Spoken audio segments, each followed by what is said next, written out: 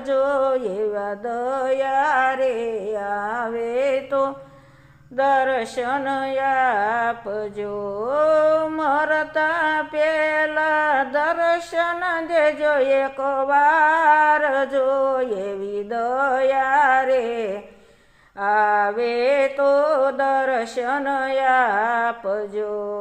માધવ દાસની વિનતી માધવ દાસની વિનતી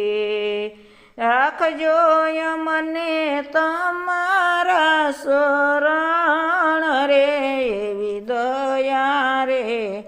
આવે તો દર્શન આપજો એવા દયા રે આવે તો દર્શન આપજો।